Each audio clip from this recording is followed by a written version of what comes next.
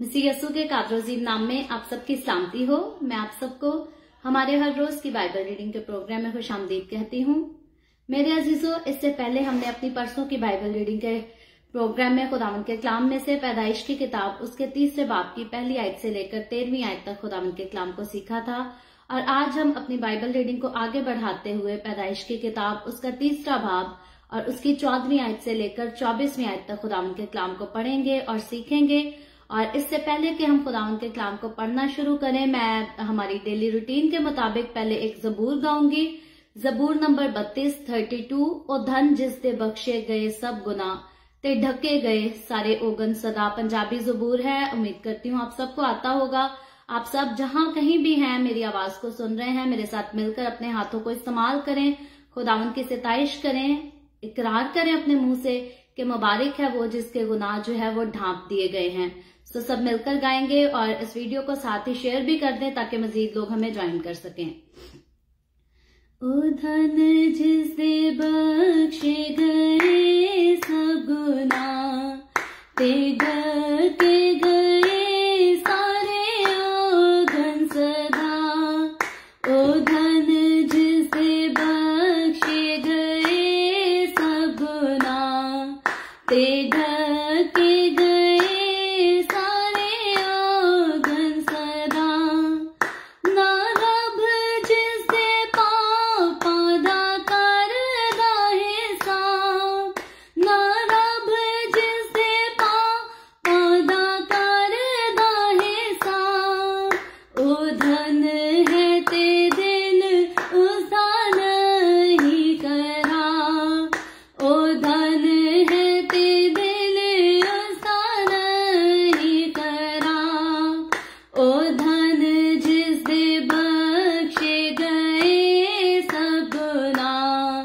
ते ढके गए सारे ओगन सदा।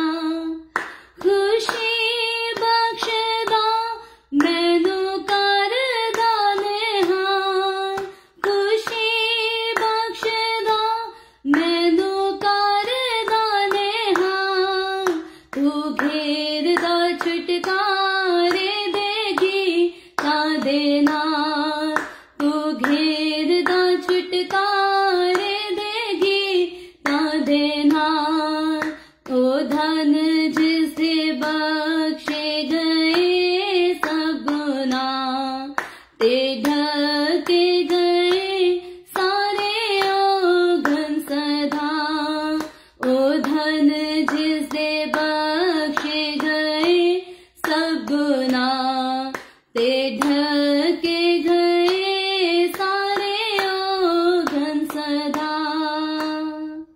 हालेलुया।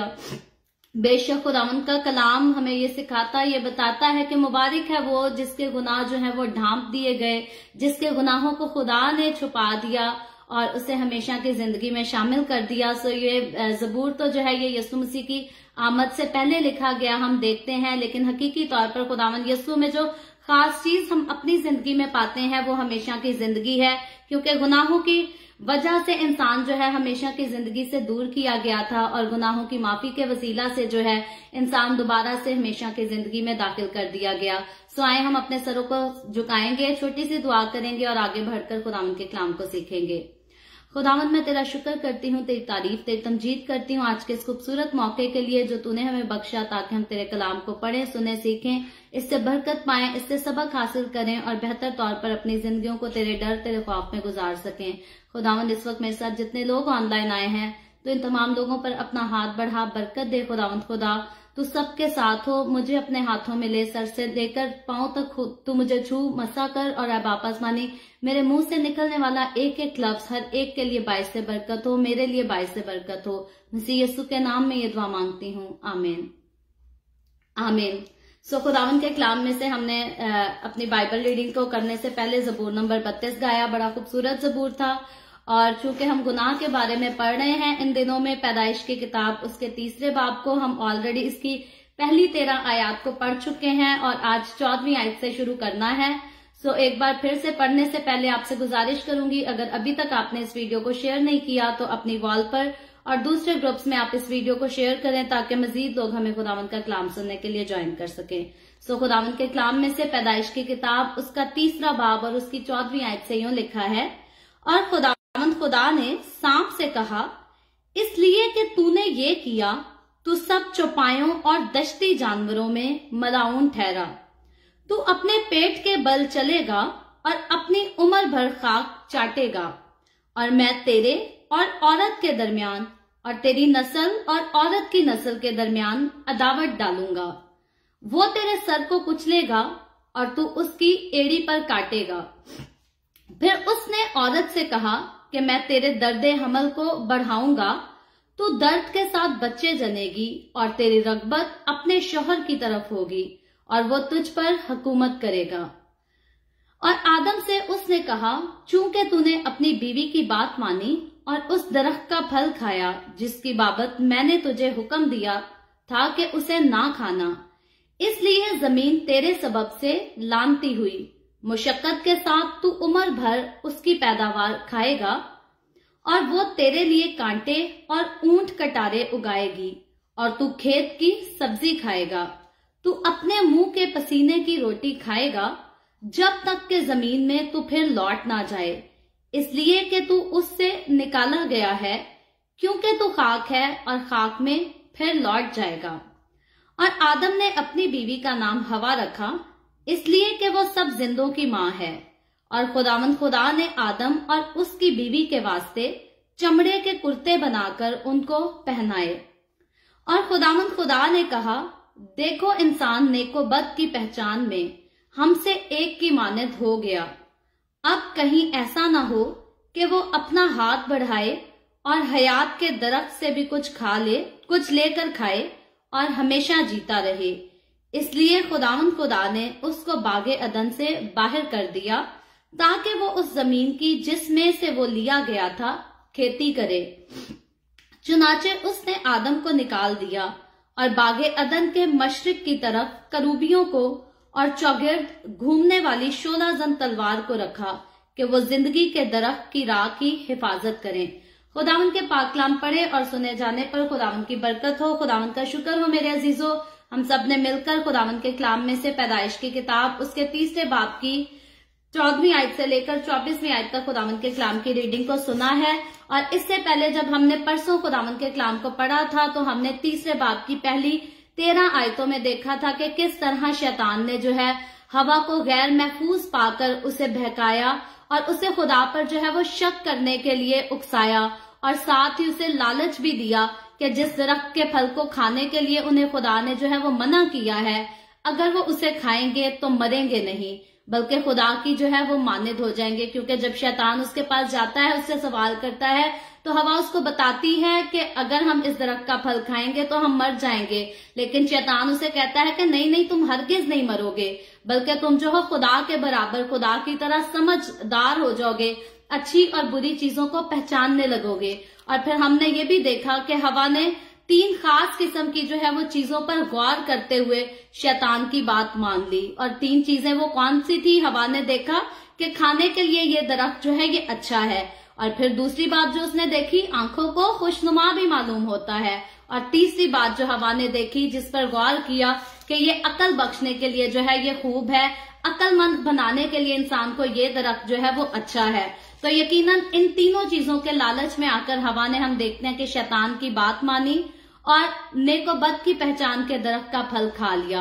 और आदम को भी उसने अपने साथ जो है, पहले हवा ने खुद वो फल खाया, फिर आदम को भी दिया, और इनकी इसी नाफरमानी के नतीजा में हम देखते हैं कि उनको शर्मिंदगी का सामना करना पड़ा।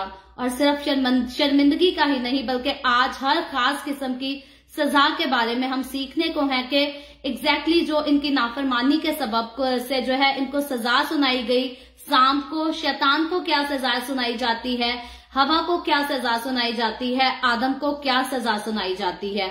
और हम यहाँ तक कल के चैप्टर में परसों बल्कि देख चुके हैं कि खुदा ने आदम को मौका भी दिया था कि वो अपने गुनाह का जो है वो इतराफ कर ले। खुदा चाहता था कि आदम जो है, जब खुदा ने उसे आवाज दी, आदम तू कहाँ है, तो खुदा चाहता था, वो वक्त था आदम के पास कि वो अपने गुनाह का, अपनी गलती का इतराफ कर ले और खुदा से कहे कि मैं शर्मिंदा हूं, मैंने गुनाह किया।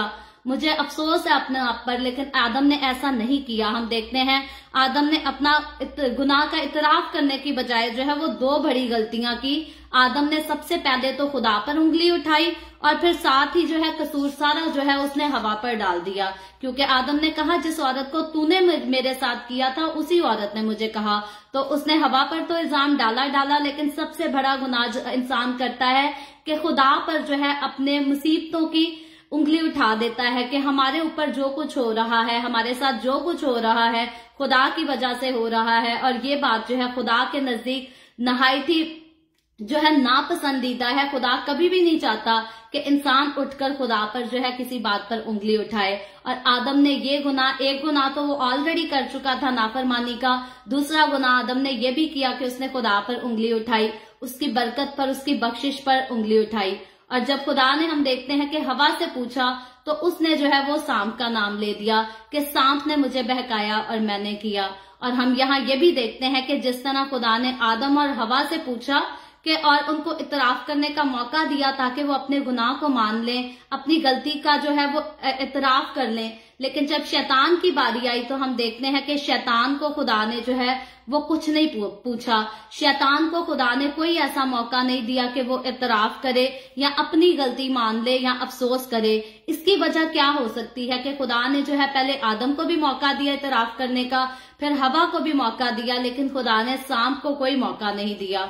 तो हम यूहन्ना रसूल की मार्फत लिखी गई अंजील में उसके 8वें बाब की जो है 44वीं आयत को अगर पढ़ें तो उसमें यूं लिखा है इब्लीस के बारे में, शैतान के बारे में, कि वो हमेशा से जो है वो झूठ बोलने वाला है, झूठा है। और बाइबल मुकद्दस में यहाँ तक लिखा गया है कि शैतान जो है वो झूठों का बाप है। और यही एक खास वजह है कि खुदा को पता है कि वो पहले ही झूठा है, वो हमेशा से साजिशें ही करता आ रहा है, बगावत ही करता आ रहा है, झूठ ही बोलता आ रहा है। तो खुदा जो है यहाँ झूठे को जो है वो अपनी किसी किस्म की सफाई पेश करने का मौका नहीं देता, ना ही किसी किस्म की बात करने का मौका देता है। जबकि हम तीसरे बात की जो है 14वीं और 15वीं आयत देखते हैं तो वहां यूं लिखा है, मैं आपके सामने पहले इस आयत को पढ़ती हूँ फिर हम बात करते हैं। तो 14वीं आयत से लिखा है, और खुदावंद खुदा ने सांप से कहा, इसलिए कि तूने ये किया तू सब चौपायों और दश्ती जानवरों में मलाऊन ठहरा, तू अपने पेट के बल चलेगा और अपनी उम्र भर खाक चाटेगा। और मैं तेरे और औरत के दरमियान और तेरी नस्ल और औरत की नस्ल के दरमियान अदावत डालूंगा, वो तेरे सर को कुचलेगा और तू उसकी एड़ी पर काटेगा। सो ये है इसकी 14वीं और 15वीं आयत जो हमने पढ़ी है। तो यहाँ हम देखते हैं कि खुदा ने जो है वो सांप को कुछ भी बोलने का मौका नहीं दिया, कुछ भी बोले बगैर जो है उसको मौका दिए बगैर तीनों पर जो है वो लानत के सिलसिले को खुदा जो है वो शुरू करता है पैदाइश की किताब उसके 3रे बाब में। और इनमें से हर एक को जो है खुदा ने लानत दी, और इनकी सिर्फ इन पर लानत नहीं खुदा ने की बल्कि इनकी आने वाली नस्लों पर भी खुदा ने लानत की। लेकिन खुदा का जो है वो लानत देने का आगाज अगर हम देखें तो वो सबसे पहले जो है वो सांप से करता है, और उसकी सारी नस्ल पर भी खुदा जो है वो लानत करता है।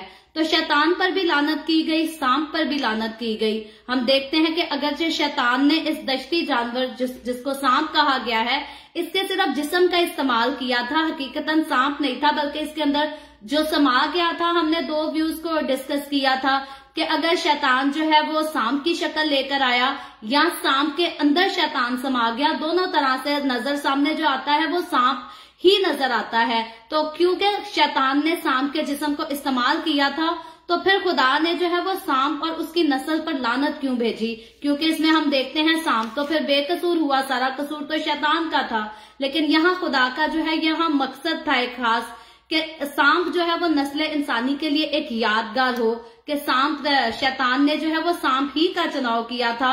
और यकीनन सांप के लिए भी लिखा है कि वो सारे जानवरों में से जो है वो चालाक था, तेज था, होशियार था। और जमीन के दूसरे जानवरों के मुकाबले में सांप को जो है वो बेमिसाल हम देखते हैं लानत मिलती है, खुदा की तरफ से लानत मिलती है। और उसको कहा जाता है कि तू पेट के बल चलेगा और अपनी उम्र भर जो है वो खाक चाटेगा। और यहाँ आकर ये सवाल भी उठता है कि क्या इससे पहले जो है वो सांप की टांगे हुआ करती थी? क्या सांप जो है अपनी टांगों पर चला भी करता था?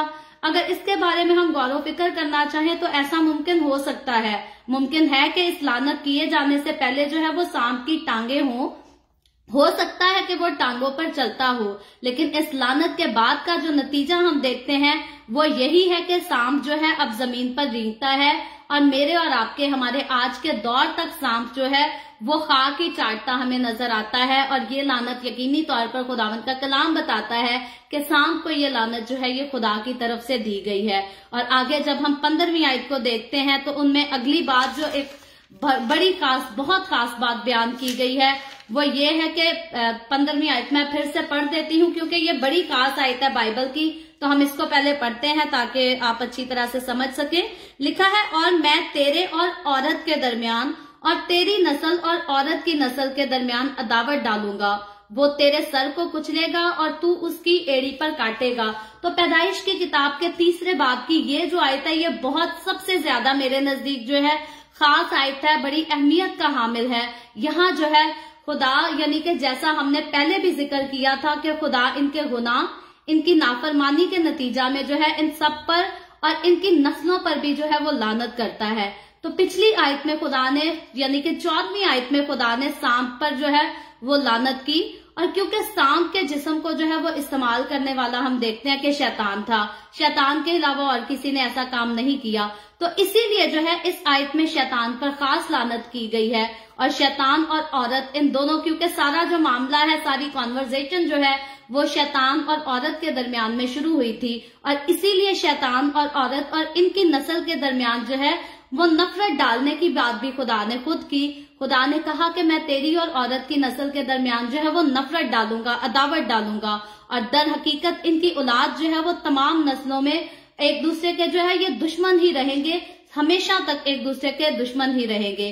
और हवा की औलाद में हम वैसे तो देखते हैं यकीनी तौर पर जो है वो पूरी नस्ल इंसानियत जो है वो शामिल है, जो कि आज तक एक नस्ल के बाद जो है वो पैदा की जाती है। यानी कि हवा के पेट से सबसे पहले जो है वो आदमी पैदा हुआ, और उसके बाद इंसान के पैदा होने का सिलसिला जो है हवा के पेट से बच्चा जन्ने के बाद आज तक जारी है, और ये आइंदा फ्यूचर में भी जो है ये जारी रहेगा। और औरत के पेट से बच्चे पैदा होने का सिलसिला हम देखते हैं कि हवा से ही शुरू हुआ था, हवा से पहले ऐसा कोई सिलसिला नहीं था कि कोई जो है पेट से जन्म लेता और इस दुनिया में आता। और आइंदा जमाने में यकीनी तौर पर फ्यूचर में भी जो है ये काम अभी चलता रहेगा। लेकिन शैतान की औलाद, यहाँ पर सवाल ये उठता है, खुदा बात कर रहा है कि मैं तेरी और शैतान की औलाद के बीच में जो है वो दुश्मनी डालूंगा। तो यहाँ शैतान की औलाद कौन सी है? हवा के पेट से तो बच्चे पैदा होंगे तो यकीनन वो हवा की औलाद कहलाई जाएगी, लेकिन शैतान की औलाद कहाँ है? शैतान की औलाद जो है वो कैसे पैदा होगी, वो कौन सी है? तो शैतान की औलाद जो है ये हकीकी तौर पर जो है वो सारे फरिश्ते हैं जो सारे आसमान पर से जो है लूसीफर के साथ नीचे जमीन पर गिरा दिए गए थे। और जितने फरिश्ते, जितने उस वक्त लूसीफर के शागिर्द थे, जिन्होंने आसमान पर खुदा के खिलाफ जो है मिलकर बगावत की थी, जो उसकी पैरवी करते थे, जो उसके ताबे रहते थे, और हकीकी तौर पर वो सारे इंसान भी जो है इसमें शामिल हैं। पहले तो वो फरिश्ते जो है वो शैतान की औलाद है, और उसके साथ वो सारे इंसान जो आज उन फरिश्तों की तरह जो है लूसीफर की पैरवी करते हैं, या शैतान की आप कह ले, लूसीफर तो उसका नाम था जब वो आसमान पर खुदा के फरिश्ते के रूप में था, लेकिन आज भी जो लोग शैतान की पैरवी करते हैं, उसके पीछे पीछे चलते हैं, उसको खुश करते हैं, वो सब जो है वो शैतान ही की औलाद है। और खुदावंद यीशु ने अपनी जमीनी खिदमत के दौरान इस बात का इकरार भी किया कि तुम अपने बाप इब्लीस से हो, क्योंकि वो शुरू से झूठा है और झूठ बोलने वालों का जो है वो बाप है। और हकीकी तौर पर वो सारे लोग जो अपनी जिंदगी में झूठ बोलते हैं, दगाबाजी के काम करते हैं, बगावत करते हैं, लालच करते हैं, दूसरों को नुकसान पहुंचाने की ख्वाहिश करते हैं या पहुंचाते भी रहते हैं, शेखी मारते हैं, ये सारे जो है ये सारे अपने बाप इब्लीस से हैं, शैतान से हैं। खुदावंद यीशु मसीह ने खुद भी इस बात का इजहार किया, और पैदाइश की किताब में जब खुदा सजा सुनाता है और शैतान की औलाद और हवा की औलाद के दरमियान नफरत की बात करता है, तो यहाँ से हम सीख सकते हैं, यहाँ से हम आसानी तौर पर जो है इस बात को समझ सकते हैं कि जब भी अच्छे लोग और बुरे लोग ये हमेशा आज भी जो है एक दूसरे से नफरत करते हैं। कभी कोई अच्छा शख्स जो है वो बुरे शख्स की तारीफ नहीं कर सकता और कोई भी बुरा शख्स जो है वो अच्छे शख्स की तारीफ नहीं कर सकता, क्योंकि इन दोनों के बीच में जो है आपस में दीवार है, इन दोनों के बीच में आपस में जो है अदावत है, दुश्मनी है।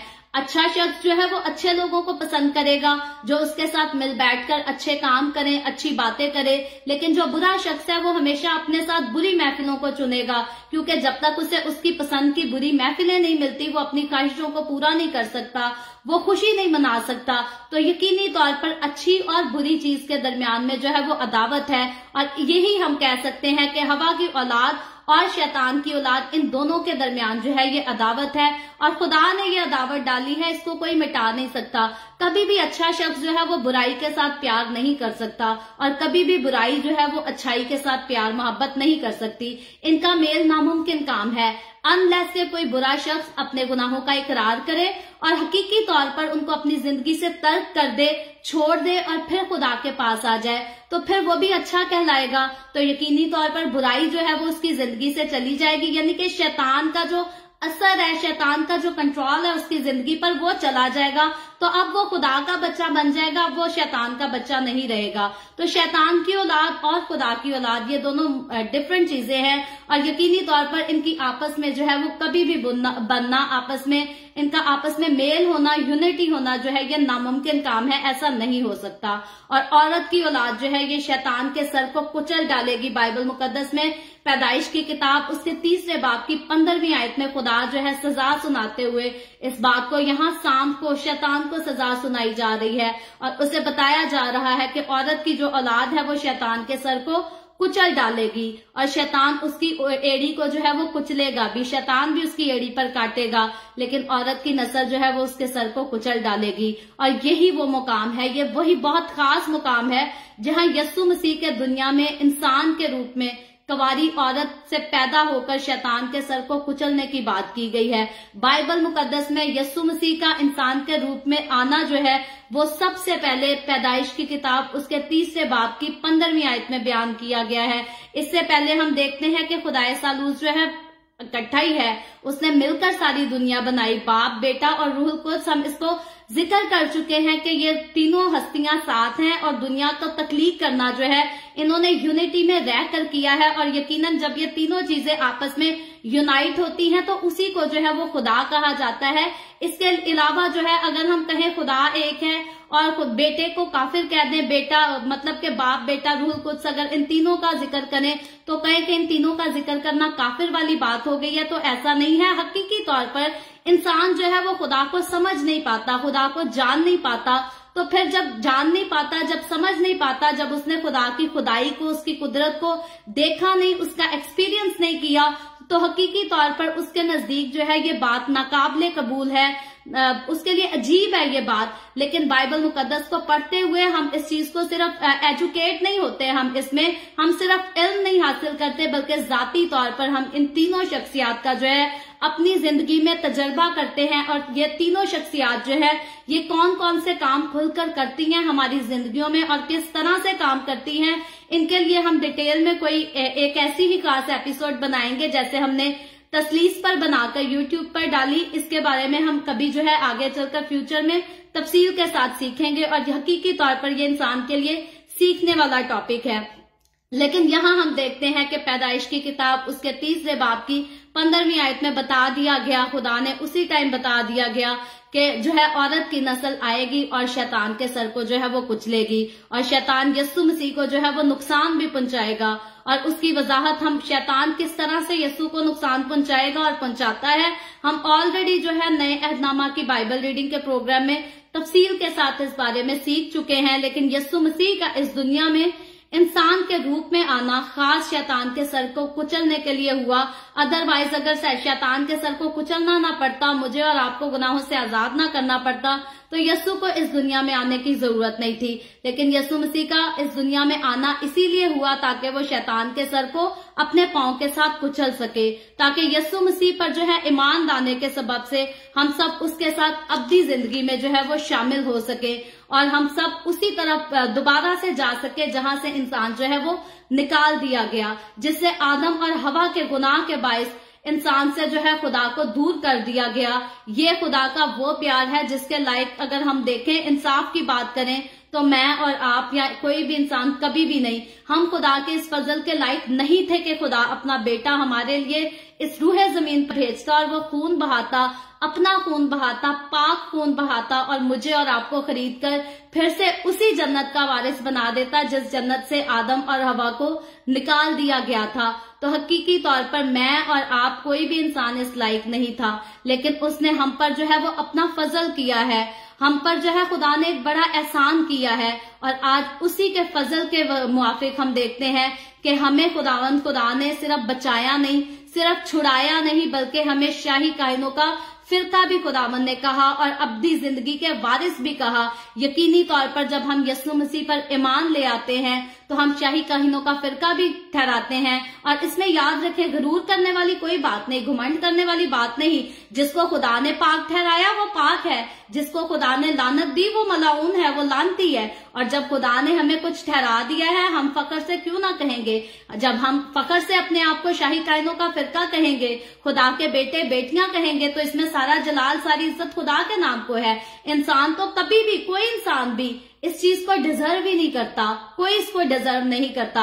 लेकिन जब खुदावंद ने अपना फजल वाला हाथ बढ़ाकर मुझे और आपको हमें इस लायक बना दिया, इंसान अपनी शान में बड़े बड़े बोल बोलता और थकता नहीं है। तो खुदा की शान में जब हमें बड़े बोल बोलने का मौका मिले तो मैं कहती हूँ अपनी शान में तो इंसान को कभी बड़े बोल नहीं बोलने चाहिए, लेकिन खुदा की शान में बड़े बोल बोलने से हमें कभी बाज नहीं आना चाहिए, क्योंकि खुदा वाहिद वो हस्ती है जो सारी इज्जत सारे जलाल के लायक है। और मेरे और आपके मुंह से निकलने वाले बड़े बोल जो है वो सिर्फ और सिर्फ खुदावंद की ताजीम, उसी के जलाल, उसकी शुक्रगुजारी के लिए होने चाहिए। लेकिन हम देखते हैं कि बहुत सारे बदनसीब लोग जो है वो आज भी शैतान के बहकावे में रहकर हमेशा की जिंदगी के कलाम पर ईमान नहीं लाते, इसको कबूल नहीं कर पाते, समझ ही नहीं पाते कि खुदा क्या है, उसकी हकीकत क्या है, उसका प्यार क्या है, उसके प्यार की नौयत क्या है। जो इंसान समझ लेता है वो हमेशा की जिंदगी का वारिस होता है, लेकिन जो नहीं समझता वो जिंदगी को नहीं देखेगा, अब्दी जिंदगी को, नए आसमान, नई जमीन, नए यरूशलेम के अंदर वो दाखिल नहीं होगा। और कुछ बदकिस्मत हम लोग देखते हैं, ऐसे भी हैं जो ईमान तो यीशु पर ले आते हैं लेकिन उसकी फर्मा बरदारी नहीं करते। तो अब यहाँ हम आदम और हवा को भी देखते हैं, वो जानते थे कि खुदा जो है अच्छा है, खुदा नेक है, वो जानते थे खुदा हमसे प्यार करता है, उसने हमें बनाया, उसने हमें इतना खूबसूरत बाग रहने के लिए दिया, सब कुछ। लेकिन जब शैतान हवा को बहकाता है तो हवा बहक जाती है, हवा उसकी बातों में आ जाती है। हवा उसको नहीं कहती नहीं शैतान तू जा, तू कौन है, हम तो नहीं फल खाएंगे, हमारे खुदा ने हमें मना किया है, बल्कि हवा उसकी बातों में आ जाती है, फल खा लेती है और आगे जो है वो आदम को भी देती है, उसके साथ शेयर भी करती है, केयर भी करती है उसकी। तो खैर उनके गुनाह का नतीजा जो है हम देखते हैं कि उनको अब्दी जिंदगी से जो है वो दूर कर देता है, बागे अदन से उनको निकाल देता है। लेकिन याद रखें कि जिंदगी के मालिक पर ईमान रखने के साथ जो है वो जिंदगी के मालिक की फर्मा बरदारी करना इंसान के लिए बहुत जरूरी है। बहुत सारे लोग हैं फखर से कहते हैं कि हम तो भाई शाही कायनों का फिरका है, हम तो खुदा की चुनी हुई कौम है, हम तो खुदा की लाडली कौम है। लेकिन ऐसे बहुत सारे लोग हैं जो अपने मुंह से फखर की बातें तो करते हैं लेकिन उनके हाथों में शराब भी पाई जाती है, उनके मुंह से गालियां भी निकलती हैं, उनकी जिंदगियों में फसाद भी पाया जाता है। तो याद रखें ऐसे लोग जो हैं वो और भी ज्यादा बदकिस्मत हैं, क्योंकि इन्होंने जिंदगी के मालिक को जान तो लिया है लेकिन जिंदगी के मालिक की जो है वो फर्मा बरदारी नहीं की। क्योंकि बाइबल मुकद्दस बताती है ईमान जो है वो बगैर अमाल के मुर्दा है। तो जब तक कोई जिंदगी के मालिक की फर्मा बरदारी नहीं करता, फिर ईमान उस पर जितना मर्जी रखे, नाम उसका जितना मर्जी ले, लेकिन वो जिंदगी को नहीं देखेगा। क्योंकि जिंदगी अगर मिलनी होती तो फिर आदम और हवा को खुदा ने नहीं निकालना था। अगर नाफरमानी उसके नजदीक जो है गुनाह ना होती, कोई बुरा काम ना होती, तो फिर खुदा आदम और हवा को उसी टाइम बागे अदन में माफ कर देता और कहता कि चलो कोई बात नहीं, इस बार खा लिया, आइंदा नहीं खाना, आइंदा ऐसी गलती ना करना। लेकिन हम देखते हैं खुदा गयूर खुदा है, खुदा गैरत वाला खुदा है। उसने गुनाह की बर्दाश्त नहीं की, उसने उसी टाइम उनको जो है वो लानत भी उन तीनों पर भेजी, उनकी नस्लों पर भी लानत भेजी। और सिर्फ लानत नहीं भेजी बल्कि बागे अदन से, आखिरी आयतों में हम देखेंगे कि उनको बागे अदन से निकाल भी दिया। और अगर आदम और हवा जो है ये खुदा के फरमाबरदार रहते तो कभी भी हम देखते हैं कि बाग में से निकाले ना जाते, कभी भी खवार ना होते। लेकिन उनकी नाफरमानी के सबब से उन्हें बेशुमार मुसीबतों का सामना करना पड़ा। और इनकी नाफरमानी के बायस जो है सिर्फ इनको ही नहीं बल्कि तमाम नस्ल इंसानियत पर जो है वो लानत की गई और तमाम नस्ल इंसानियत को जो है मुश्किलात का सामना करना पड़ा। अगर आदम और हवा बागे अदन से ना निकाले जाते, अगर वहीं पर औलाद का सिलसिला होता, वहीं से दुनिया चलती, तो किसी किस्म की कोई मुसीबत, कोई दुख, तकलीफ, दर्द, बीमारी कुछ भी इस दुनिया में ना होता। लेकिन उनके गुनाह, उनकी नाफरमानी के बायस जो है वो खुदा ने लानत की। और वो लानत जो है हम आज तक देखते हैं कि आज तक इंसान की जिंदगियों पर लगी हुई है। सिर्फ वही बचे हैं इससे जिन्होंने अपने आप को यीशु मसीह के खून में छुपा लिया है, जिन्होंने अपने आप को यीशु के ताबे कर दिया है। वो तो अब खुश नसीब हैं, वो तो अब अब्दी जिंदगी के वारिस हैं, वो तो नए आसमान, नई जमीन, नए यरूशलेम के वारिस हैं। लेकिन वो लोग जो अपने ऊपर यीशु मसीह के खून को नहीं लेते, बदे के खून को नहीं लेते, बाइबल मुकद्दस साफ बयान करती है कि वो जिंदगी को नहीं देखेंगे और ना ही वो नए आसमान और नई जमीन में दाखिल किए जाएंगे। आगे चलकर जब हम 16वीं आयत पढ़ते हैं तो 16वीं आयत में लिखा है, फिर उसने औरत से कहा कि मैं तेरे दर्दे हमल को बढ़ाऊंगा और तू दर्द के साथ बच्चे जनेगी और तेरी रगबत अपने शोहर की तरफ होगी और वो तुझ पर जो है वो हुकूमत करेगा। यहाँ शैतान के बाद जो है शैतान की सजा तो हो गई, अब खुदा जो है वो हवा की तरफ मतवज्जो होता है। शैतान को सबसे पहले खुदा डील करता है, अब हवा की बारी है। अब हवा को सजा सुनाई जाने का जो है वो टाइम आ गया है और खुदा उसको कहता है, मैं तेरे दर्दे हमल को बढ़ाऊंगा, तू दर्द के साथ जो है वो बच्चे जनेगी और तेरी रगबत अपने शोहर की तरफ होगी। तो दर्द के साथ बच्चे जनने की जो बात है, आज हम लेबर पेन का सिलसिला देखें तो इससे पहले खुदा का कोई प्लान नहीं था कि हवा जो है वो दर्द के साथ, तकलीफ के साथ जो है वो बच्चे को पैदा करेगी। आज औलाद हम देखें तो वो खुदा की बरकत है। बाज़-औक़ात लोग जो है इस पॉइंट को मिसअंडरस्टैंड करते हैं। लोग समझते हैं कि औलाद जो है वो तो खुदा ने लानत के तौर पे हवा को सुनाई थी। तो याद रखें, औलाद लानत नहीं थी। कई बार लोगों ने पर्सनली मुझसे भी इस क्वेश्चन को किया है कि भाई पैदाइश में तो खुदा ने लानत दी थी औलाद हवा को कि तेरी औलाद होगी दर्द के साथ, और फिर आगे चल के खुदा कहता है कि औलाद जो है वो पेट का अजर है, पेट का फल है, तो खुदा की तरफ से मिरास है। तो याद रखें, औलाद खुदा की बरकत है। औलाद जो है वो हवा को लानत की सूरत में नहीं दी गई। औलाद हमेशा खुदा की बरकत है, खुदा की तरफ से अजर है। लेकिन जो लेबर पेन का जिक्र किया गया है, ये खुदा ने जो है हवा को सजा सुनाई थी कि जब तू बच्चा पैदा करेगी तो तू दर्द के साथ करेगी, तकलीफ के साथ करेगी। हालांकि जब बच्चा औरत के पेट से बाहर आ जाता है, उसके हाथ में आ जाता है, तो औरत उसको देखकर अपने पुराने दर्द को भूल जाती है, तकलीफ को भूल जाती है। जब उसकी बरकत उसके हाथ में आ जाती है तब वो खुश हो जाती है। लेकिन उस बरकत को हाथ में लेने से पहले जो है औरत को बड़े क्रिटिकल टाइम से गुजरना पड़ता है। लेबर पेन, जो इस चीज का तजर्बा रखती है औरत, वो जानती है कि ये कितनी मुश्किल तरीन जो है दर्द होती है। और पहले बच्चे की तरफ हम देखते हैं, जब पहला बच्चा जन्ने का टाइम होता है तो औरत का नॉर्मल टाइम जो है वो 18 घंटे औरत को पेन सहनी पड़ती है, दर्द सहनी पड़ती है। और उसके बाद दूसरे तीसरे बच्चों का जो सिलसिला आता है तो उसमें जो है वो 9 घंटे लेबर पेन चलती है। तो 18 घंटे आप एक दर्द, ऐसी कॉन्ट्रैक्शन की सूरत में जो औरत सहती है, उसको पता है कि किस तरह से दर्द आती है, फिर थोड़ा रिलैक्स होता है और फिर आहिस्ता आहिस्ता करके दर्द, तकलीफ बढ़ी जाती है। तो ये लेबर पेन जो है, यहाँ खुदा इस लानत का जिक्र करता है। औलाद को खुदा के कलाम ने लानत नहीं कहा, बल्कि औलाद को खुदा के कलाम ने जो है वो बरकत ही ठहराया है। और हकीकी तौर पर औलाद जो है वो खुदा की तरफ से मिरास है, पेट का फल जो है खुदा की तरफ से अजर है, ये लानत नहीं है। लेबर पेन जो है ये खुदा ने औरत को जो है सजा के ताल्लुक से, सजा के तौर पर दी है। और फिर उसके बाद दूसरा, इसी आयत का दूसरा हिस्सा बताता है, खुदा उसको कहता है तेरी रगबत जो है वो अपने शोहर की तरफ होगी। मतलब कि शादी का रिश्ता जो है अब सिर्फ मोहब्बत और लुत्फ अंदोजी का नहीं होगा, प्यार मोहब्बत का ही नहीं सिर्फ ये रिश्ता होगा, बल्कि अब ये रिश्ता जो है ये तनाव का शिकार भी हो जाएगा। और उल्मा जो है वो मजीद वजाहत के लिए इस बात पर जो है वो मुख्तलिफ किस्म की राय पेश करते हैं, लेकिन हम ये देखते हैं कि औरत जो है वो हमेशा मर्द की मोहताज होती है।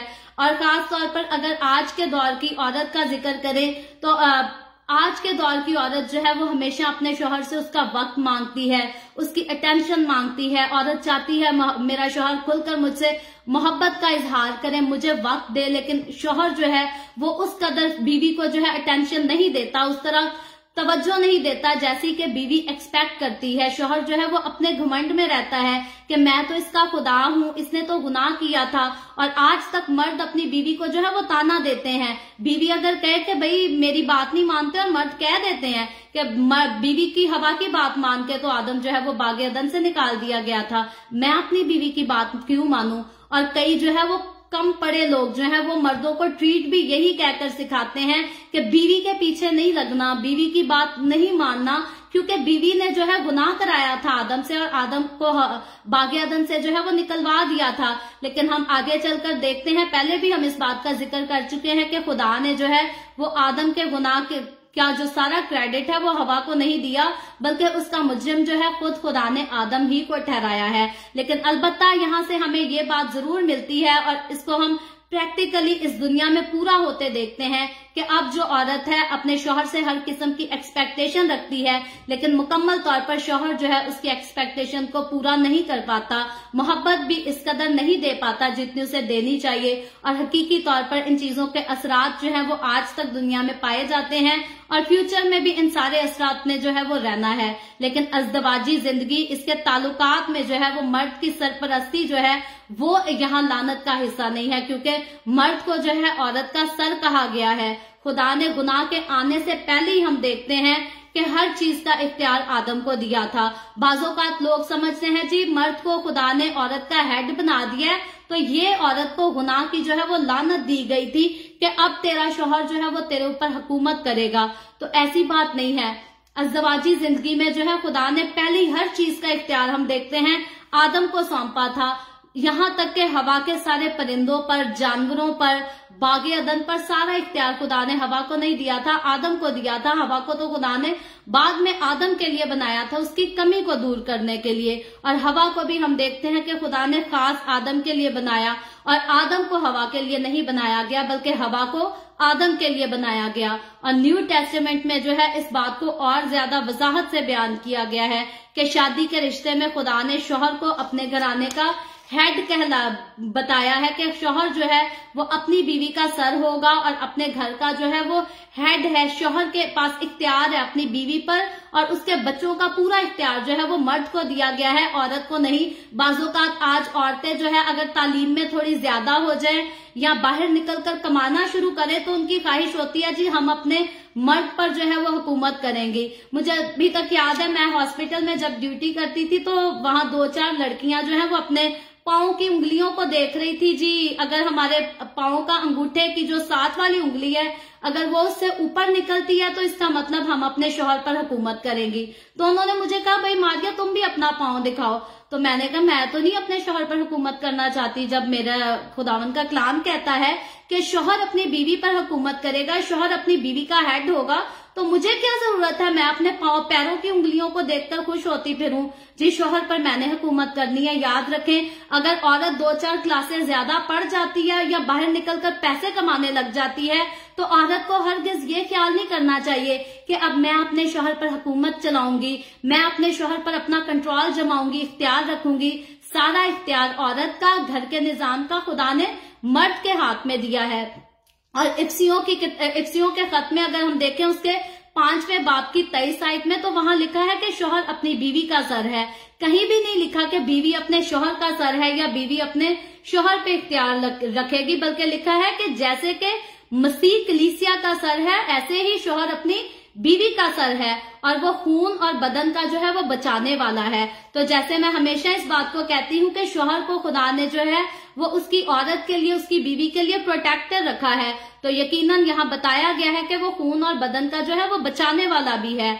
और ये नहीं लिखा, कहीं भी नहीं लिखा कि वो बीवी के बदन पर जो है वो जुल्म सितम ढाने वाला है, अपनी बीवी को सताने वाला है, ठोकरे मारने वाला, या उसको ताने मारने वाला, या उसको जानवर समझ के रखने वाला है।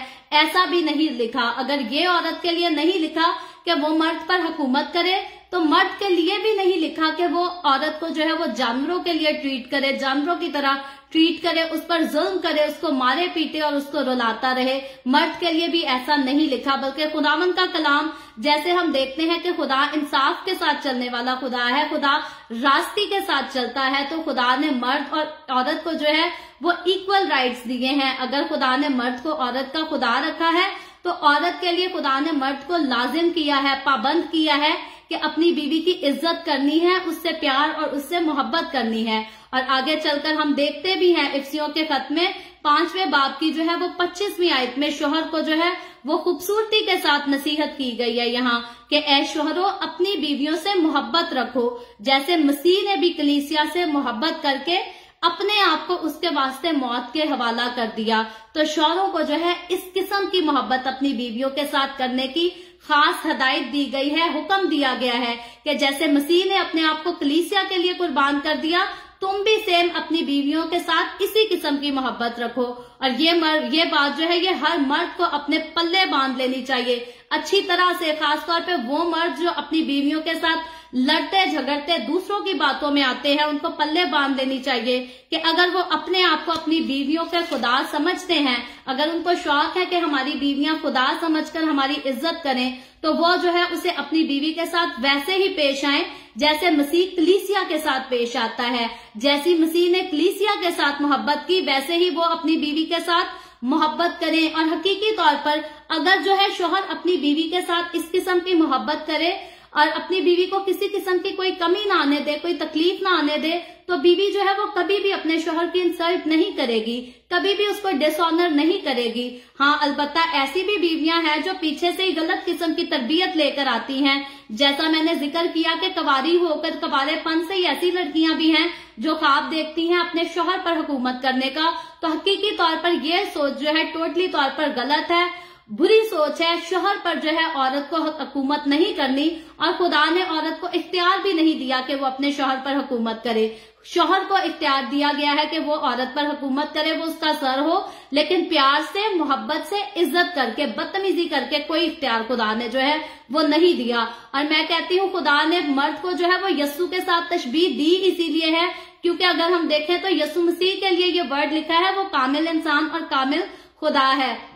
वो कामलियत के साथ चलता है, वो हमारे फैसले जो करता है वो भी रास्ते के साथ करता है, इंसाफ के साथ करता है। और मर्द को भी अपनी बीवी के लिए जो है सेम इसी तरह का होना चाहिए, इसी तरह का प्यार। जैसा प्यार यस्सु रखता है अपने दिल में, वैसा ही प्यार मर्द को भी अपने दिल में रखना चाहिए। और मसीह की मोहब्बत जो है कलीसिया के साथ अगर देखी जाए तो वो इस कदर खालिस है, प्योर है कि उसने अपनी जान जो है वो फिदिया में दे दी ताकि मुझे और आपको गुनाहों की गुलामी से जो है वो आजाद कर सके। लेकिन बड़े अफसोस के साथ इस बात को कहना पड़ता है कि आज बहुत सारे मर्द हैं दुनिया में ऐसे पाए जाते हैं जो अपनी बीवी के लिए जो है जान देना तो दूर की बात जो है उनकी इज्जत करना पसंद नहीं करते, उनको इंसान समझकर ट्रीट करना भी पसंद नहीं करते। क्योंकि अगर वो अपनी बीवी की इज्जत करेंगे तो दुनिया है उनको रनमुरीद कहेगी या जोरों का गुलाम कहेगी। और ये मर्द जो है ये इस सूरत में दुनिया का खौफ रखते हैं लेकिन खुदा का खौफ नहीं रखते। वो दुनिया को अहमियत देते हैं लेकिन खुदा को अहमियत नहीं देते। लेकिन हम खुदावंद का शुक्र करते हैं ऐसे मर्दों के लिए जो अपने आप को जो है अपनी बीवी के लिए हमेशा अच्छा बनाकर रखते हैं, एक अच्छा इंसान बनाकर अपनी बीवी के सामने पेश करते हैं अपने आप को, जो कि खुदा के हुक्म को पूरा करते हैं, खुदा के हुक्म को मानते हैं, दुनिया से नहीं डरते बल्कि अपने दिल में खुदा का खौफ रखते हैं। और मैं खुदावंद का शुक्र करती हूँ मसीही कम्युनिटी में ऐसे बहुत सारे अच्छे मर्द पाए जाते हैं जो हकीकी तौर पर अपनी बीवियों से प्यार करते हैं, मसीह की मानद अपनी बीवियों से मोहब्बत रखते हैं, अपने बच्चों से मोहब्बत रखते हैं और अपने घरानों को बखूबी जो है वो बाइबल मुकद्दस की तालीम के मुताबिक चलाते हैं। और ऐसे बेशुमार मर्द हैं पर्सनली तौर पर जिनको मैं जानती हूँ कि वो खुदावंद के कलाम को पढ़ते हैं, खुदावंद के खौफ में रहते हैं और अपनी बीवियों को बहुत अच्छे से ट्रीट करते हैं। तो हकीकी तौर पर अगर कुछ है तो बाकी सबको भी ऐसे ही करना चाहिए। जो अपनी बीवियों के साथ ठीक नहीं रहते उनको भी दुनिया को छोड़कर खुदा की ताबेदारी करना चाहिए, क्योंकि कभी भी अगर इंसान अपनी बीवी को सबसे आला दर्जा दे, फर्स्ट प्रायोरिटी पे रखे, तो वो खुदा की इज्जत करता है, ना कि वो दुनिया की इज्जत करता है। और दुनिया और खुदा ये आपस में दोनों जो है दुश्मनी रखते हैं। इस बारे में हम ऑलरेडी जो है वो वजाहत से सीख चुके हैं। और शोहर और बीवी के टॉपिक पर भी जो है हमने काफी बात की थी परसों। तो मेरा ख्याल हम आगे जो है आगे 17वीं आयत चलकर देखते हैं, आगे बढ़कर के आगे क्या लिखा है 17वीं आयत में।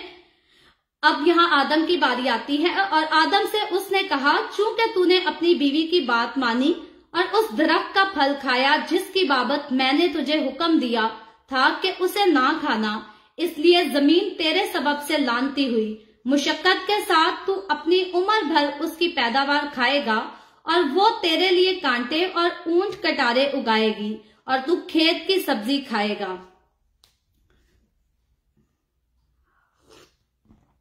तो यहाँ जो है ये 17वीं आयत हम देखते हैं कि इससे पहले शैतान को और हवा को जो है सजा सुनाई जा चुकी है और 17वीं आयत में अब जो है आदम की बारी आई है। अब आदम को सबके साथ खुदा बोलता है और उसको सजा सुनाता है।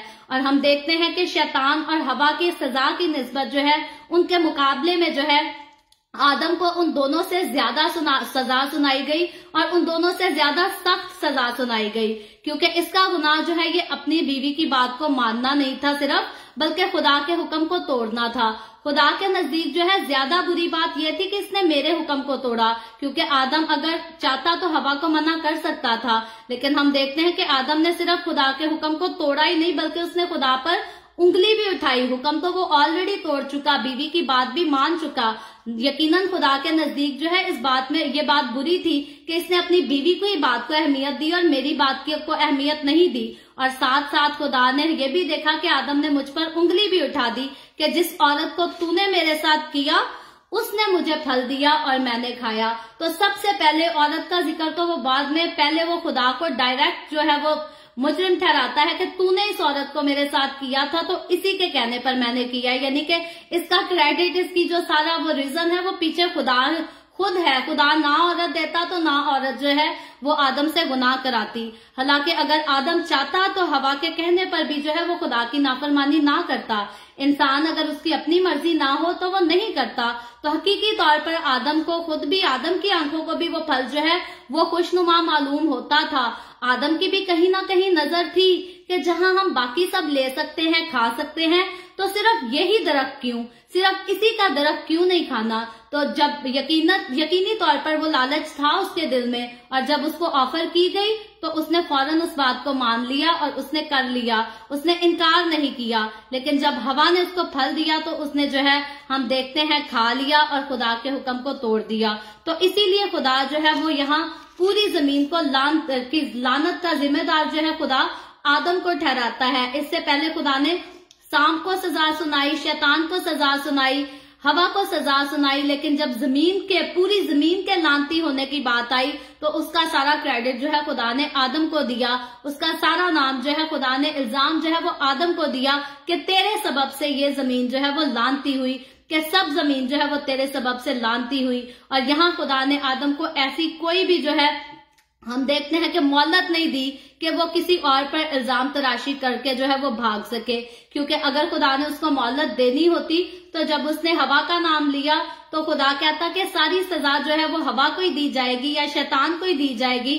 आदम तो बेचारा बेकसूर है, ये तो ऐसे इसको जबरदस्ती खिला दिया गया। लेकिन हम देखते हैं खुदा ने जो है उसको ऐसी कोई इजाजत नहीं दी कि वो अपना गुनाह हवा पर डाले, खुदा पर उंगली उठाए और जो है वो भाग जाए, फारिग हो, साइड पे हो, बच जाए।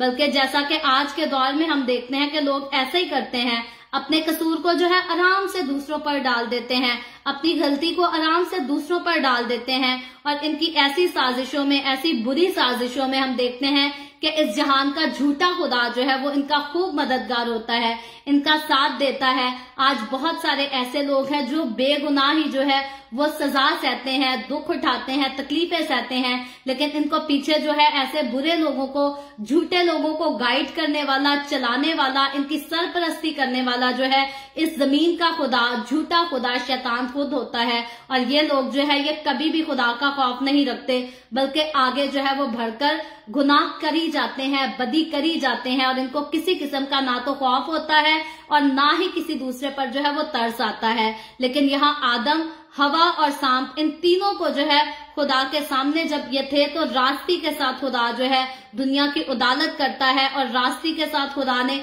इंसाफ करते हुए इन तीनों को सजा सुनाई। खुदा ने सिर्फ शैतान को सजा नहीं सुनाई कि शैतान तूने मेरे हाथ के बनाए हुए इंसान को जो है जाकर बहकाया, खराब किया, सिर्फ तू सजा पाएगा, नहीं बल्कि जिन्होंने नाफरमानी की थी शैतान की बातों में आके, खुदा ने उनको भी सजा सुनाई और उनको भी खुदा ने जो है वो बाग से भी निकाल दिया, और खुदा ने उसको वही सजा दी, तीनों को वही सजा सुनाई जिसके वो हकीकी तौर पर जो है वो हकदार थे। जो जितनी सजा डिजर्व करता था खुदा ने सेम उतनी ही सजा उनको जो है वो सुनाई। और हवा की लानत से हम देखते हैं कि उसके खानदानी ताल्लुकात में दर्द शामिल हुआ, जदोजहद शामिल हुई, और आदम की लानत में उसकी कारोबारी जिंदगी जो है वो तकलीफ और मायूसी का शिकार हो गई। उसमें अब तकलीफ भी आ गई है, मायूसी भी आ गई है, क्योंकि आदम के लिए आगे जो है 18वीं और 19वीं आयत में खुदावंद आगे मजीद जो है चलकर बात करता है। पहले हम पढ़ते हैं तो फिर हम उस पर बात करते हैं। लिखा है, और वो तेरे लिए कांटे और ऊंट कटारे उगाएगी और तू खेत की सब्जी खाएगा, तू अपने मुंह के पसीने की रोटी खाएगा जब तक के जमीन में तू फिर लौट ना जाए, इसलिए कि तू उससे निकाला गया है, क्योंकि तू खाक है और खाक में फिर लौट जाएगा। तो यहाँ जो है अब तक आदम ने उसके गुनाह की जो है वो सजा अभी तक सुनाई जा रही है। इसकी सजा के सुनाने का सिलसिला जो है ऑलरेडी पहली आयत से, पिछली आयत से शुरू हो चुका है, लेकिन अभी तक खुदा जो है इसको सजा सुनाई जा रहा है, जो कि नहायत सख्त किस्म की और तकलीफ से भरी हुई सजा है। और खबारी की ये सारी सजा जो है और आदम को कहा गया है कि उम्र भर जो है हमेशा उसके साथ चलेगी जब तक वो जमीन में लौट ना जाए। और खुदावन यहाँ जो है इस बात को हाईलाइट करता है कि जब तक तू खाक में लौट ना जाए ये सब कुछ तुझे सहना पड़ेगा। और अगले हिस्सा में ये भी लिखा है, क्योंकि तू खाक है और तू खाक में फिर से जो है वो लौट जाएगा। अगर हम इस आयत पर रोशनी डालने की बात करें, मुकम्मल तौर पर तफसील करने की बात करें, तो 2 से 3 घंटे का जो है इसका तफसीली बयान है इस आयत का, कि खुदा ने आदम को क्यों जो है वो खेत की सब्जियों का कहा और क्यों कहा कि तू खाक से निकाला गया है और खाक में ही लौट जाएगा। लेकिन मैं इस बात पर उम्मीद करती हूँ जिन्होंने मेरे साथ मुकाशफा की किताब को पढ़ा है, सीखा है, और बाकी के पहले चैप्टर से लेकर अभी तक अगर रेगुलर आप मेरे साथ शामिल हैं इन रीडिंग्स के एपिसोड में, तो हकीकी तौर पर आप इस बात को, इस आयत को वाज़िया तौर पर कई हद तक जो है अब खुद भी इस बात को जान सकते हैं कि खुदा ने जो है आदम को खाक से बनाया था, मट्टी से बनाया था, और इससे पहले कि खुदा जो है इसमें जिंदगी का दम फूंकता, आदम जो है वो सिर्फ एक मट्टी का पुतला था। और अगर खुदा चाहता तो इसमें जिंदगी का दम ना फूंकता, खुदा इसको सिर्फ मट्टी का पतला पुतला बनाकर रख सकता था। लेकिन हम देखते हैं कि खुदा ने जो है इसमें जिंदगी का दम फूंका, तो फिर उसके सबब से जो है ये जीती जान हुआ, उसके सबब से जो है ये जिंदा आदमी हुआ। और उसके बाद हम देखते हैं कि अब आदम जो है वो रूह भी रखता है, बदन भी रखता है, जान भी रखता है, और उसी के सबब से ये जो है ये जीता जागता इंसान, चलता फिरता इंसान नजर आता है। और क्योंकि खुदा ने इसको अपनी सूरत, अपनी शबीह पर बनाया था, इसीलिए इसके अंदर जो खसूसियात हैं, इसके अंदर जो क्वालिटीज हैं, वो भी खुदा के जैसी क्वालिटीज इसके अंदर काम करती हैं। और अब इससे पहले के इंसान जो है वो बाग़े अदन से निकाला जाता, अब उसको नेक और बद की जो है वो पहचान भी हो गई है, और खुदा जो है इस पहचान के साथ उसको उम्र भर इस दुनिया में रहने की जो है वो इजाजत नहीं देता। गुनाह में खुदा जो है इंसान को जीने की इजाजत नहीं देता, बल्कि खुदा कहता है तू खाक से निकला था, तू फिर से खाक में लौट जाएगा। और आगे जो है इसको दोबारा अपनी जिंदगी में शामिल करने का प्लान जो है वो ऑलरेडी हम देखते हैं कि खुदा जो है वो सुना चुका है। जब उसने हवा के साथ और शैतान के साथ बात की, हमेशा की जिंदगी, अब्दी जिंदगी का प्लान, यसु मसीह का इस दुनिया में आने का प्लान खुदा ऑलरेडी सुना चुका है। तो अब जब आदम को सजा सुनाई जा रही है तो खुदा जो है उससे क्लियरली वही बात करता है कि खुदा ने आदम को मिट्टी से बनाया था और फिर से मिट्टी में आदम जो है वो सो जाएगा। और हकीकी तौर पर हम आगे चल के देखेंगे कि जिंदगी के दरख्त पर जो है खुदा पैरा भी इसीलिए लगाता है कि ऐसा ना हो कि इंसान जो है वो गुनाह में अब सारी जिंदगी जिंदा रहे। तो बागे अदन में वैसे तो हम देखते हैं कि कोई मौत नहीं थी, कोई दुख नहीं था, तकलीफ नहीं थी, बीमारी नहीं थी, ऐसा कुछ भी नहीं था और ना ही शायद इंसान को मारने का खुदा का कोई प्लान था। लेकिन जब इंसान की जिंदगी में गुनाह आ गया, नाफरमानी आ गई, बुरे काम आ गए, तो अब खुदा जो है उसको गुनाह के साथ उम्र भर जीने की इजाजत नहीं देता, बल्कि खुदा उसको कहता है तू खून पसीने की कमाई खाएगा, खून पसीने की रोटी खाएगा, जिल्लत के साथ तू जाकर काम करेगा, बीज बोएगा, फिर उसका फल खाएगा। फिर वो जमीन जो है सिर्फ तुझे फल ही नहीं देगी बल्कि उसके साथ साथ ऊंट कटारे भी उगाएगी जो कि तुझे तकलीफ दे, तेरे लिए तकलीफ दे होंगे, अजियतनाक होंगे। तो इस सारी अजियत को सहते सहते पूरी उम्र तू इस सारी अजियत को सहेगा, कमाएगा, अपनी बीवी को, अपने बच्चों को पालेगा और उसके बाद इस सारा कुछ सहने के बाद जो है तू उसी मिट्टी में फिर से सो जाएगा जिस मिट्टी के साथ मैंने तुझे लेकर जो है बनाया था और तुझे फिर से जो है जीती जागती जान भी किया था। तो यकीनी तौर पर खुदा ने जो है जान उसको दी थी, जो जिंदगी उसको दी थी, वो खुदा कहता है कि मैं एक दिन तुझसे वापस ले लूंगा। लेकिन हम खुदावन का शुक्र करते हैं इस सजा के साथ साथ खुदा ने जो है वो बनीनो इंसान के लिए फिर नजात का प्लान भी रखा। और फिर कहती हूँ इंसान डिजर्व नहीं करता था, मैं और आप हम नजात को डिजर्व नहीं करते। ये खुदा का प्यार है, उसका फजल है, उसका ग्रेस है हमारे ऊपर कि उसने अपने बेटे यीशु मसीह को भेजा और मुझे और आपको, हमें गुनाहों की गुलामी से आजाद कराया। और गुनाहों की गुलामी को समझना, इसकी आजादी को जीना, इसका एक्सपीरियंस करना, हकीकी तौर पर जो इसका एक्सपीरियंस कर लेते हैं वो जानते हैं कि इस दुनिया में रहते हुए उनको जिस्म की बीमारी भी तंग करती है, दुनिया के दुख भी सताते हैं, लेकिन उनके दिल में अब्दी इत्मीनान जो है वो जरूर होता है, जो कि हर दौलतमंद के पास भी अब्दी इत्मीनान जो है हर किसी के पास नहीं होता। अब्दी इत्मीनान अगर किसी की जिंदगी में है तो वो सिर्फ उसकी जिंदगी में है जिसकी जिंदगी में यीशु मसीह है। और यीशु मसीह के जिंदगी में आने के अलावा जो है किसी की जिंदगी में जो है अब्दी किस्म का सुकून और अब्दी इत्मीनान नहीं हो सकता।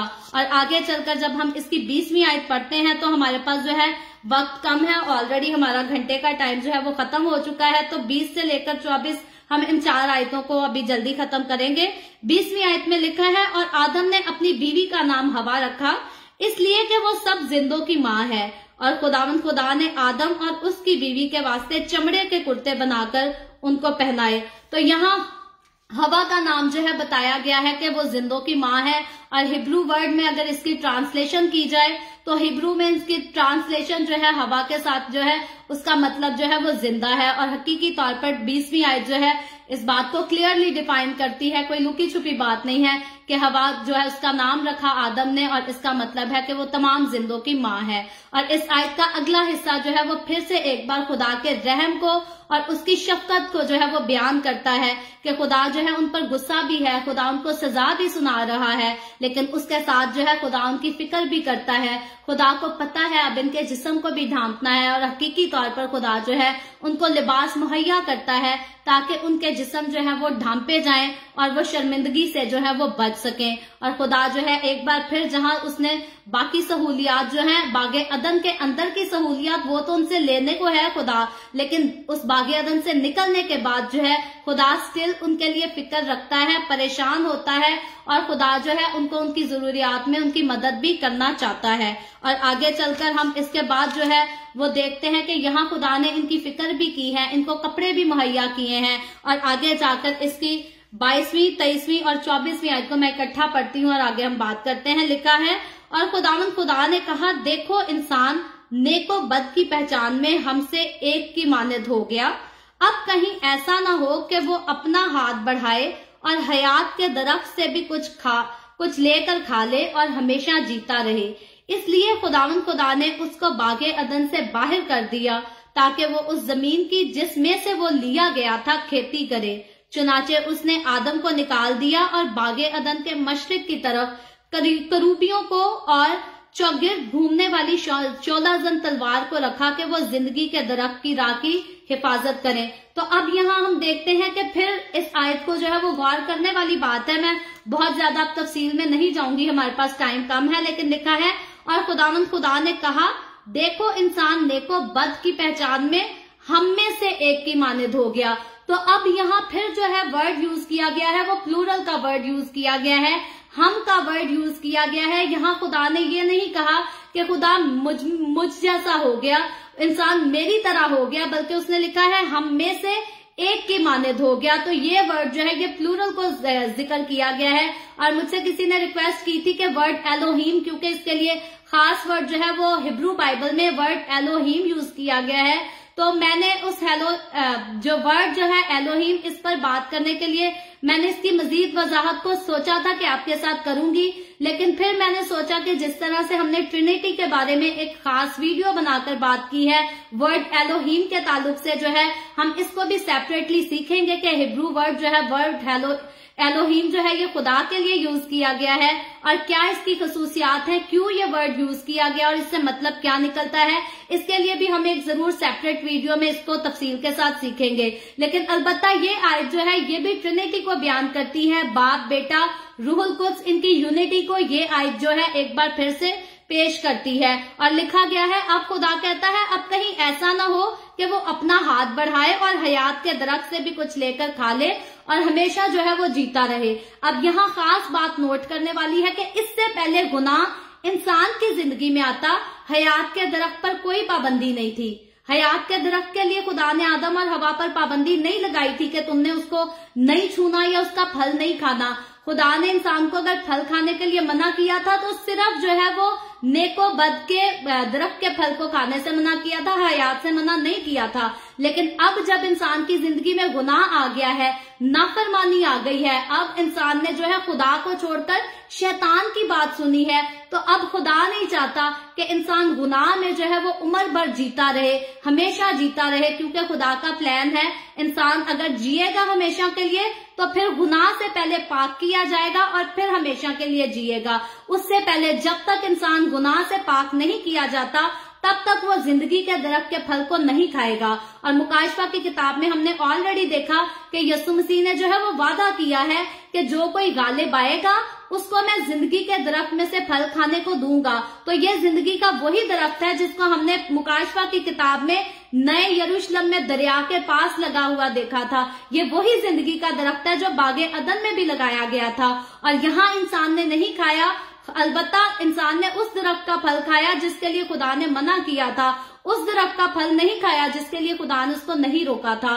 तो अब जो है आदम और हवा अगर पहले इस दरख्त के फल को खा चुके होते तो फिर वो हमेशा जिंदा रहते, फिर मौत उनके जिस्म में नहीं आनी थी, फिर आदम ने मिट्टी में नहीं सोना था। लेकिन हम देखते हैं कि आदम और हवा ने फल खाया, गुनाह उनकी जिंदगी में आया और अब खुदा नहीं चाहता कि वो गुनाह के साथ जो है वो हमेशा जिंदा रहे।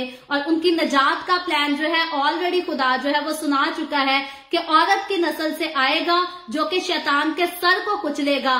फिर यानी कि औरत की नस्ल से निजात का कलाम जो है वो इस दुनिया में आएगा। खुदा का बेटा यीशु मसीह औरत की नस्ल से पैदा होगा, वो शैतान को अपने पैरों तले रौंदेगा, वो अपना खून सलीब पर बहाएगा, मुझे और आपको गुनाहों की गुलामी से आजाद कराएगा, छुड़ाएगा उसी गुनाह से जिसमें शैतान ने इंसान को धकेल दिया था।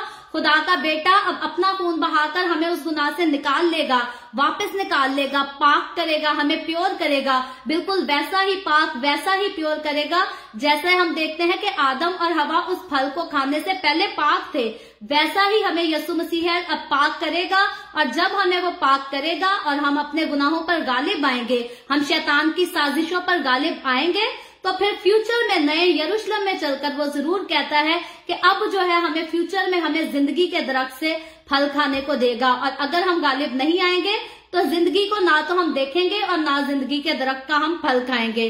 और आगे लिखा है, इसलिए खुदावंद खुदा ने उस बागे अदन से उनको बाहर निकाल दिया। अब ये सबसे बड़ा इंसान को जो है हम पहले भी जिक्र कर चुके हैं, इंसान के लिए ये बहुत बड़ी सजा थी, अजियत थी कि खुदा से वो जिस तरह पहले बातें करता था अब बातें नहीं कर सकता, खुदा के साथ उसका पहले जैसा ताल्लुक टूट गया।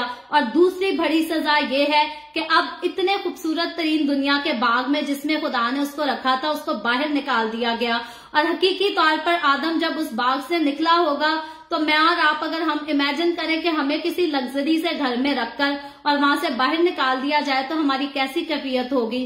क्योंकि दुनिया में ऐसे बहुत सारे इंसान हैं जो आला रुतबे पर होते हैं और उनकी जिंदगी में ऐसा वक्त भी आता है कि वो भीख भी मांगते हैं।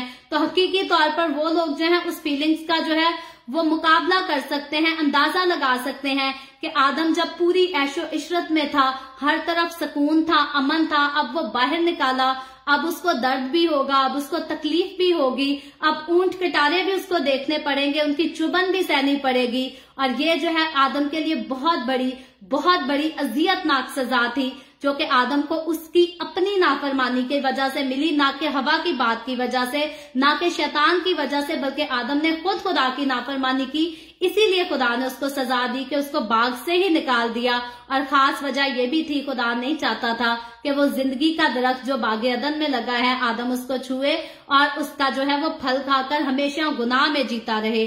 अलबत्ता खुदा चाहता है कि इंसान जीता रहे। अगर खुदा ना चाहता तो वो अपने बेटे यीशु मसीह को कभी भी कुर्बानी के लिए ना भेजता। और आखिरी आयत जो है आज के चैप्टर की वो है, चुनाचे उसने आदम को निकाल दिया और बागे अदन के मशरिक की तरफ करूबियों को और चौगिर्द घूमने वाली शोलाजन तलवार को रखा कि वो जिंदगी के दरख्त की जो है वो हिफाजत करें। तो यहाँ हम देखते हैं खुदा ने खास जो है उस दरख्त के पास पहरा लगा दिया कि कोई भी जो है उस जिंदगी के दरख्त के पास आ ना जाए, उसका फल ना खा ले और हमेशा गुनाह में। खास मकसद खुदा का यही था कि इंसान जो है अब गुनाह के साथ गुनाह आलूदा जिस्म में जो है वो हमेशा के लिए जीता ना रहे। सो हकीकी तौर पर खुदा चाहता है कि इंसान जिए। खुदा चाहता है कि जिस बागे अदन से खुदा ने इंसान को निकाल दिया वो बागे अदन जो है वो रिस्टोर किया जाए। ये खुदा के प्लान में शामिल है। हम ऑलरेडी मुकाशफा में पढ़ चुके हैं। लेकिन उस बागे अदन में, उस नए आसमान, नई जमीन में, नए यरूशलेम में दाखिल होना जो है वो इंसान के लिए तब ही मुमकिन है जब अपने आप को वो जो है गुनाह से पाक करे, गुनाह से साफ करे, बिल्कुल वैसा ही प्योर हो जाए जैसा खुदा चाहता है कि इंसान हो। और मैं हकीकी तौर पर इस बात को पूरे दावे के साथ कहती हूँ, यीशु मसीह का इख्तियार अपने ऊपर लाने के बगैर जो है इंसान कभी भी बगैर गुनाह के नहीं रह सकता। इंसान जो है इतना कमजोर है कि वो गुनाह के बगैर चल ही नहीं सकता, अपनी जिंदगी में आगे बढ़ ही नहीं सकता। इसीलिए तो इंसान कहता है कि मुसीबत वक्त में, बुरे वक्त में गधे को भी बाप बनाना पड़ता है। लेकिन जो कोई यीशु मसीह पर ईमान लाकर, जो कोई अपनी जिंदगी यीशु को देकर खुदा का बेटा बन जाता है या खुदा की बेटी बन जाता है, उनको किसी भी गधे को अपना बाप बनाने की जरूरत नहीं पड़ती। उनको कभी भी झूठ का सहारा लेने की जरूरत नहीं पड़ती। उनको कभी भी दूसरे अल्टरनेटिव नहीं ढूंढने पड़ते कि हम अपनी जिंदगी में कामयाब हों। बल्कि जो सच्चाई के साथ वाकिफ होते हैं, सच्चाई उनको आजाद करती है। और सिर्फ घर से बाहर निकलने की आजादी नहीं है, सच्चाई जो है उनको गुनाहों से आजाद करती है, मौत से आजाद करती है। कोई फायदा नहीं इंसान आजादी से सर उठाकर चले और आखिर में जो है वो जहन्नुम की आग में जलकर मरता रहे। जहन्नुम की आग से जो है बचने के लिए इंसान को यीशु मसीह के ऊपर ईमान लाना जरूरी है। और मैं कहती हूँ अगर कोई भी पैदाइश की किताब इसके पहले बाब से लेकर ये तीसरे बाब की रीडिंग को अच्छी तरह कर ले, इसको अच्छी तरह से समझ ले, तो कभी भी कोई यीशु का इनकार ना करेगा। और आगे चलकर जब हम तफसील से बाकी डिटेल यीशु मसीह के आने की पेशन गोइयों को देखेंगे और फिर हम पूरा मजीद देखेंगे मुकम्मल तौर पर पैदाइश की किताब से लेकर मुकाशफा की किताब तक यीशु मसीह कितना जरूरी है। और यीशु मसीह वाहिद रास्ता है इंसान को जन्नत में लेकर जाने का, नए आसमान, नई जमीन में लेकर जाने का। यीशु मसीह के अलावा जो है और कोई रास्ता नहीं जो इंसान को गुनाहों की गुलामी से छुड़ा सके। क्योंकि कोई इंसान ही नहीं इस दुनिया में जिसने गुनाह के बगैर जिंदगी गुजारी हो। गुनाह के बगैर अगर किसी ने जिंदगी गुजारी है तो सिर्फ यीशु मसीह। यीशु मसीह वाहिद जात है, वाहिद हस्ती है जिसने कोई गुनाह नहीं किया। और जितने नबी आए, पैगंबर आए, हम सबका देखते हैं कि हर किसी की जिंदगी में किसी ना किस्म की कोई ना कोई कमजोरी जरूर थी। कोई भी इंसान जो है वो परफेक्ट होकर 100% परफेक्ट, 100% प्योर होकर नहीं आया। दाऊद बादशाह का जिक्र सुन ले, खुदा कहता है दाऊद मुझे मेरे दिल के मुआफिक मिल गया। लेकिन हम देखते हैं कि क्या दाऊद की जिंदगी गुनाह से खाली रही? क्या दाऊद में कोई ऐब नहीं था? दाऊद ने भी गुनाह किया, उसने भी गलती की, वो भी कमजोर पड़ा। तो दुनिया में आने वाला हर इंसान कमजोर है, हर इंसान अपनी जिंदगी में गलती को, गुनाह को प्रैक्टिस करता है। वाहिद पाक प्योर हस्ती जो है यस्सु मसीह के अलावा और कोई नहीं। यस्सु के अलावा कोई खास और पाक जात जो है वो आई ही नहीं, और यकीनी तौर पर जो खुद पाक है वो मुझे और आपको पाक बना सकती है। और उसको पाक बनाकर लाने के लिए खुदा ने प्लान ही ऐसा किया था कि मर्द का गुनाह जो है, मर्द के गुनाह की तासीर जो है वो उसमें शामिल ही ना हो। उसमें मर्द के गुनाह की तासीर जो है शामिल ही नहीं थी, इसीलिए वो पाक था, इसीलिए वो इस काबिल था कि बेऐब जिंदगी गुजारता और मुझे और आपको, हमें भी अपने खून से धोकर जो है वो पाक कर देता। सो यस्सु मसीह पर ईमान रखते हुए मैं आप सबको इनकरेज करती हूँ, जरूरी है कि उसके ऊपर ईमान रखने के साथ साथ जो है हम उसके कलाम पर अमल कर सके। जो नाफरमानी आदम और हवा ने करके बाग से निकाल दिए गए, मुझे और आपको, हमें उसके कलाम की नाफरमानी नहीं करनी बल्कि उसकी फरमाबरदारी करनी है, ताकि मेरे और आपके नाम जिंदगी की किताब से काट ना दिए जाएं। क्योंकि वो तो बागे अदन से निकाल दिए गए थे, लेकिन आज मैं और आप अगर हम उसकी नाफरमानी करेंगे तो हमारे नाम जिंदगी की किताब से काट दिए जाएंगे, जैसे आदम और हवा बागे अदन से निकाल दिए गए। तो फिर हमारी जो फाइनल डेस्टिनेशन होगी वो नए आसमान, नई जमीन, नए यरूशलेम की बजाय हमारी फाइनल डेस्टिनेशन जो है वो हमेशा की आग हो जाएगी। तो मुझे और आपको हमेशा की आग से बचाने के लिए यस्सु मसीह आया, इसीलिए यस्सु मसीह पर ईमान रखते हुए उसके साथ चलते रहें, उसके हुक्मों पर अमल करते रहें। सो खुदावंद आज के कलाम के वसीला से मुझे और आपको, हम सबको बहुत बरकत दे। अभी हम दुआ करेंगे, और इससे पहले मैं दुआ करूं आप सबसे गुजारिश करूंगी, आपके पास कोई भी प्रेयर रिक्वेस्ट है तो आप नीचे कमेंट में लिख सकते हैं। आए हम सब अपने सरों को खुदावंद की हुजूरी में झुकाएंगे और दुआ करेंगे। Hallelujah hallelujah. प्यार से भरे जिंदा आसमानी बाप, लश्करों के रब यहोवा यरी, मैं तेरे प्यारे बेटे अपने खुदावंद यीशु मसीह के नाम में तेरे कदमों में आती हूँ, तेरी शुक्रगुजारी करती हूँ, तेरी तारीफ, तेरी तमजीद, तेरी सिताइश करती हूँ। खुदावंद तू जो हमसे प्यार करता, तूने हमें फजल बख्शा कि हम तेरे कलाम को सीखे, तेरी बरकतों को, तेरी बख्शिशों को जाने, तेरे रहम, तेरे फजल को जाने। खुदावंद जो तूने हम पर किया, तूने हमारी खातिर यीशु मसीह को इस दुनिया में भेजा ताकि हम खुदावंद खुदा हमेशा की जिंदगी के बारे सोच सकें। खुदावंद तेरे इस खास प्यार मोहब्बत के लिए तेरी शुक्रगुजारी करती हूँ। खुदावंद मेरे साथ इस वक्त जितने लोग ऑनलाइन आए हैं, जिन्होंने मिलकर तेरे कलाम की इन खूबसूरत बातों को सीखा है, जाना है, इन तमाम लोगों के लिए तेरी शुक्रगुजारी करती हूँ। इन पर तेरा हाथ, तेरा फजल मांगती हूँ। तो इन सब के साथ हो, इनको बरकत दे, इनके घरानों को बरकत दे। खुदावंद तो अपने लोगों के रोटी पानी में, कारोबार में कसरत से बरकत को अंडेल, ताकि तेरे लोगों को कभी किसी चीज की कोई कमी ना आने पाए। इसी तरह खुदावंद खुदा उन तमाम लोगों को तेरे हाथों में देती हूँ जिन्होंने अपनी अपनी दरखास्तें भेजी हैं, way of haven Facebook page पर भेजी हैं, वीडियो के नीचे कमेंट्स में लिखी हैं, या व्हाट्सएप पे हमें अपनी दरखास्तें भेजी हैं। खुदावंद मैं तेरे तमाम लोगों की दरखास्तों को तेरे आगे पेश करती हूँ, तुझसे मिन्नत करती हूँ खुदावंद, तो अपने लोगों की दरखास्तों को कबूल कर, उनके मुस्बत जवाब दे। तमाम तरह की बीमारियों से, दुखों, तकलीफों, परेशानियों से, लड़ाइयों से, झगड़ों से, बुरी साजिशों से अपने लोगों को आजाद कर रहा, बुरी कार्रवाइयों से अपने लोगों को आजाद कर, ताकि तेरे लोग आजाद होकर, रिहा होकर तेरी शुक्रगुजारी करें, तेरे नाम की गवाही दें, तेरे नाम की तारीफ, तेरे नाम की तमजीद कर सकें। खुदावंद मैं तेरे तमाम खादमों को, मुकद्दसीन को, पाकलीसियाओं को, परस्तारों को तेरी हजूरी में याद करती हूँ। हर एक पर अपना हाथ बढ़ा, सबको बरकत दे, अपनी पनाह में ले, अपने जलाल, अपनी गवाही के लिए तू सबको कसरत से इस्तेमाल कर। खुदावंद तो मुझ पर अपना हाथ बढ़ा, the way of haven Facebook page पर अपना हाथ बढ़ा, अपने जलाल के लिए, रूहों की नजात के लिए कसरत से इस्तेमाल कर। हमेशा इस दुनिया में अपने जलाल के लिए तू हमें कायम रख, जब तक तू अपनी कलीसिया को वापस लेने आना चाहे। The way of haven Facebook page, ये सारी मिनिस्ट्री तेरे जलाल के लिए, रूहों की नजात के लिए हमेशा कायम रह सके। बनी इस्राइल पर तेरी बरकत, तेरी सलामती हो, और हम सब पर भी तेरी बरकत और सलामती हमेशा होती रहे। मसीह यस्सु के नाम में ये दुआ मांगती हूँ, आमीन। खुदावंद की सिखाई हुई दुआ में शरीक होंगे। आए हमारे बाप, तू जो आसमान पर है, तेरा नाम पाक माना जाए, तेरी बादशाहत आए, तेरी मर्जी जैसे आसमान पर पूरी होती है जमीन पर भी हो। हमारे रोज की रोटी आज हमें दे, जिस तरह हम अपने कर्जदारों को माफ करते हैं, तू भी हमारे कर्ज हमें माफ कर। हमें आजमाइश में ना पड़ने दे, बल्कि बुराई से बचा, क्योंकि बादशाहत, कुदरत और जलाल हमेशा तेरे ही हैं, आमीन आमीन। खुदावंद आप सबको बहुत बरकत दे। मेरे साथ हर रोज ऑनलाइन आकर खुदावंद के कलाम को सुनने के लिए आप सबका बहुत ज्यादा शुक्रिया। इस कलाम को जगह जगह शेयर करते रहें, ताकि हम सबके वसीला से अंजील की मनादी कसरत से हो सके, और कल हम फिर मिलेंगे पाकिस्तान के सुबह 8 बजे, इंडिया के सुबह 8:30 बजे और कनाडा टोरंटो टाइम के मुताबिक रात को 11 बजे। और यूं ही ऑनलाइन आकर खुदावंद के कलाम को मजीद आगे बढ़कर सीखेंगे। खुदावंद आप सबके साथ हो। आमीन।